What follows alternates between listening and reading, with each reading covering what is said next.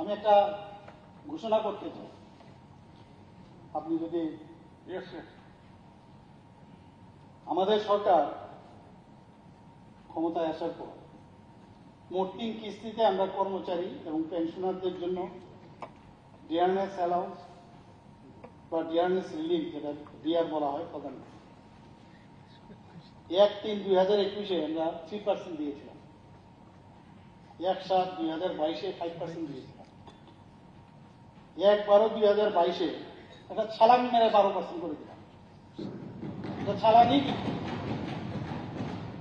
এবং এতে করে 20% দিয়েছি।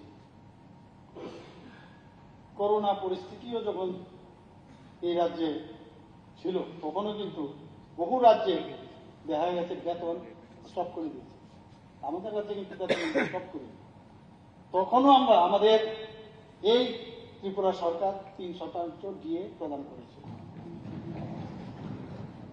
আমাদের এই সরকার cash in lieu of LTC, অনেকে এলটিসি যেতে হবে না কিন্তু তাদের পয়সা দেওয়া হয়েছে।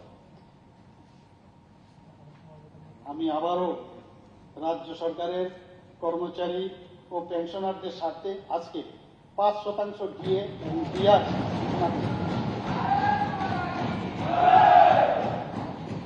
এই 5% দিয়ে ডিআর 1 জানুয়ারি 2024 থেকে কার্যকরী হবে। এতে বছরে কত খরচ হবে? 500 কোটি টাকা অতিরিক্ত খরচ হবে। আপনি জানেন এটা 1% দিল 100, 5 দিয়ে দিয়েছি 500। এতে করে 1,06,932 জন কর্মচারী এবং 82,000 পেনশনভোগীরা এতে উপকৃত হবে। সবাইকে ধন্যবাদ।